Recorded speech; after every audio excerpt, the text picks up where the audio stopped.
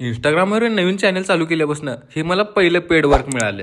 शूटच्या आदल्या दिवशी क्लायंटनं मला सांगून ठेवलेलं की सकाळी 8ला म्हणजे त्या ठिकाणी पोचायला पाहिजे. गावातनं जरा लवकर गाडी असल्यामुळं मी पण त्या ठिकाणी जरा लवकर जायचा प्रयत्न केला. निपाणीत आल्यानंतर पहिला लोकेशनला जायला चालू करतो.